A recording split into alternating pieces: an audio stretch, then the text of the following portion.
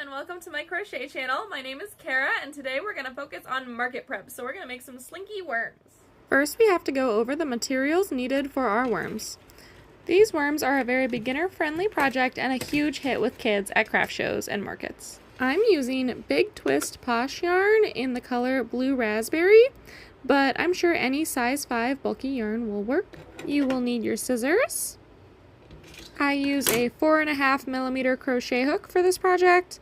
You'll also need a darning needle, a stitch marker, and of course your slinky. You may also want to use safety eyes or you could embroider the eyes. So let's get started making our cute little slinky worm. First I'm going to place 6 single crochet into a magic ring. There are many ways to create a magic ring, but I like to wrap 2 loops around my finger. Insert the hook underneath those 2 loops, grab your working yarn, and pull through. You then grab the working yarn again and pull through the loop. This will hold your magic ring together. Next I will slide my finger out and you'll see the ring right there.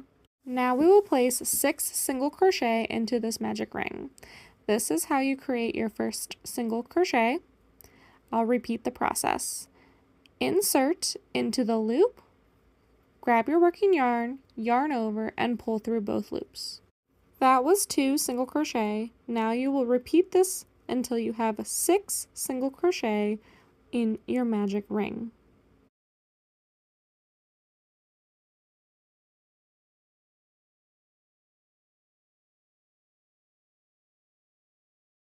Finally, to complete the magic ring, you're going to grab your tail and you're going to pull it tight. Be careful not to break the yarn, but it is important that you cannot see through that hole. Next, I'm going to take my stitch marker and put it into the last single crochet of the magic ring.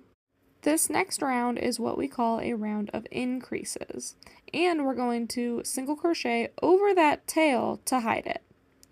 So I'm going to insert my hook into that first V, which is your first stitch, yarn over with your working yarn, that's the working yarn, pull through, and yarn over and pull through both loops to complete that first single crochet. Now we're going to place a second single crochet into the same stitch that we just completed that first single crochet in. This is what's called making an increase, meaning you put 2 single crochet into 1 stitch. I'm going to make another increase here, which is another 2 single crochet, so there's the first one, and then back into the same stitch, a second single crochet. Now you're going to continue doing that all the way around the ring. At the end of this round, you should have a total of 12 stitches. This is what your project should look like after completing round 2. Don't forget to move the stitch marker into the last stitch of the second round. Now starting our third round, we will just place 1 single crochet in each stitch all the way around. You will have 12 single crochet in this round when you are done. I'll show you just a few more so you can get the hang of it.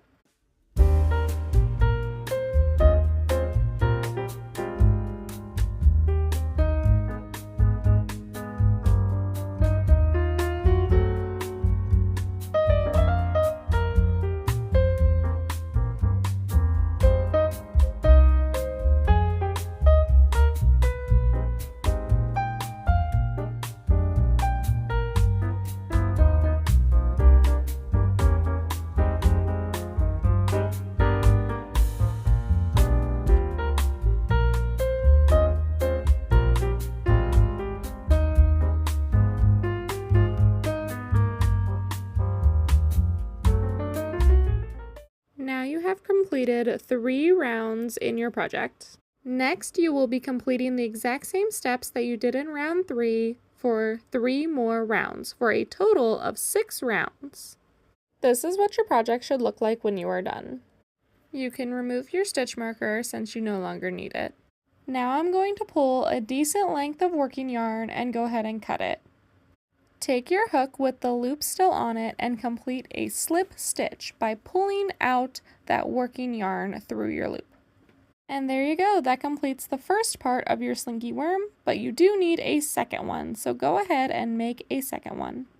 Next, you're going to grab your safety eyes if you're using them and place them inside one of the pieces so that can be the head of your worm.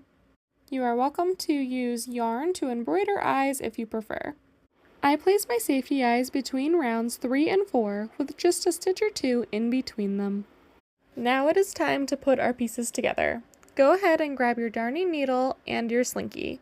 As a side note, if it is easier, you could probably use hot glue to attach the worm to the slinky, but I like to do it this way.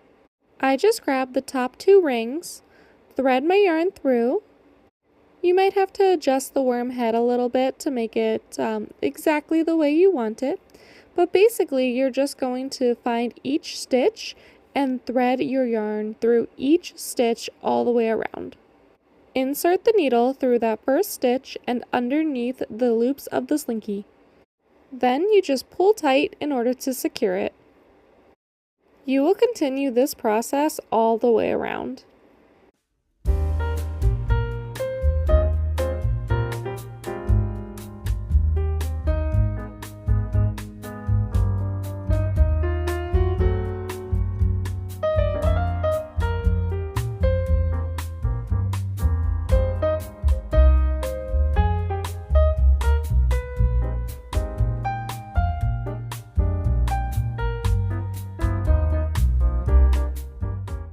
If you have a couple of gaps after you have finished connecting your worm's head to your slinky, I just take the darning needle and your leftover yarn from your tail and just go over those stitches one more time.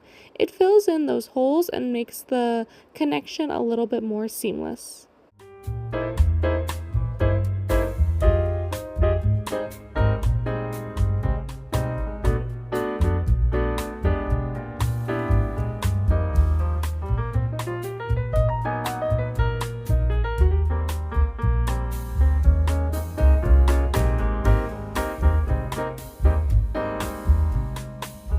Next, you will repeat the same process for the bottom of the slinky that you did for the head.